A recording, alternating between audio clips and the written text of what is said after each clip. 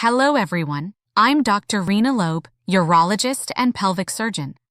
Today we're going to talk about something a lot of people ask me, sometimes with a bit of embarrassment, sometimes jokingly, but almost always out of genuine curiosity: semen volume, and why some men seem to shoot while others simply dribble. My goal is to give you a clear, science-based explanation with no myths and no miracle promises. By the end, you'll understand what semen actually is, why the amount and force can change, and what you can realistically do to support healthy production. Before we dive in, let's shift perspective. Many men quietly compare their ejaculation to someone else's, maybe to a partner, maybe to something they've seen online. And that comparison can cause anxiety. Is something wrong with me?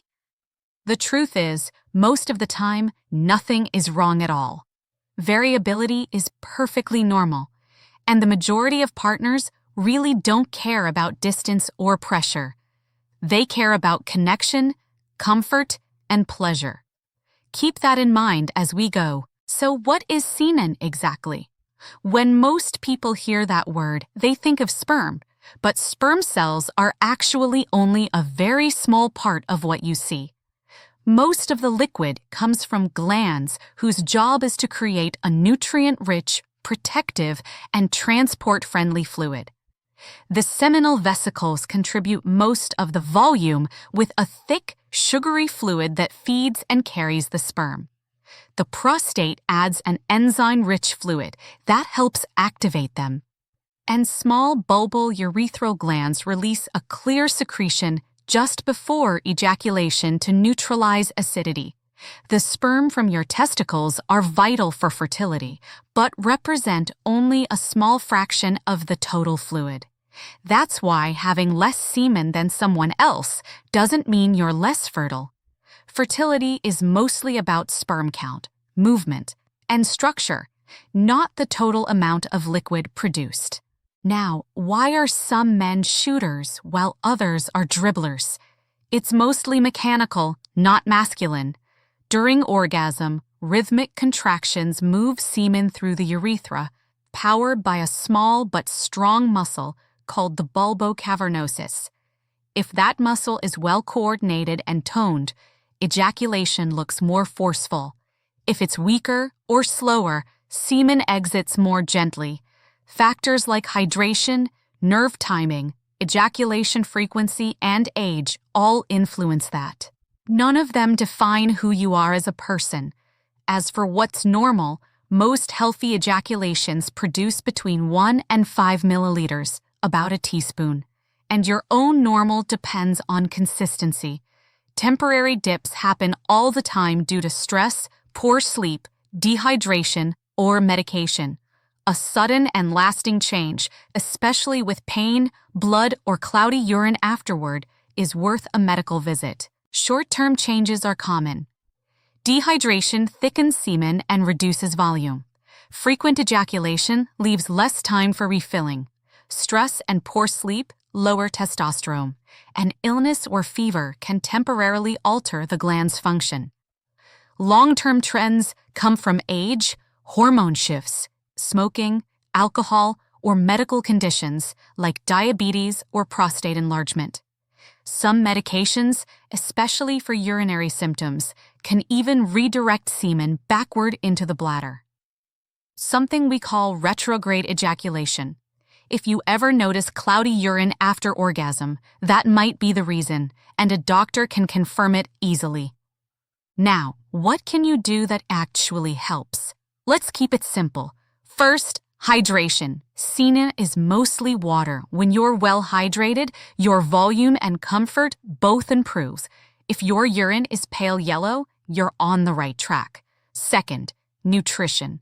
Foods rich in zinc, selenium, and antioxidants support the glands that make seminal fluid. That means pumpkin seeds, Brazil nuts, eggs, fish, citrus fruits, and berries. It's not about doubling your volume overnight. It's about giving your body the raw materials it needs to function optimally. Third, pelvic floor training. Yes, men can and should do Kegel exercises. Strengthening those muscles, especially the bulbocavernosus, improves the expulsion force and helps you feel that you're fully emptying. You can start with short daily sessions of 10 contractions, holding each for 3 to 5 seconds, and build up gradually. It's a simple way to enhance control and comfort. Fourth, frequency. The easiest and most reliable way to notice a difference in semen volume is to wait a bit longer between ejaculations. Think of your glands as small reservoirs. They refill over time. Most men will notice more visible volume after 2 to 4 days of abstinence, with diminishing returns beyond that. Fifth, lifestyle adjustments. Quitting smoking and moderating alcohol make a measurable difference. Avoid excessive heat around the testicles. No tight jeans or long hot baths. Keep a regular exercise routine, get 7 to 8 hours of sleep, and manage stress.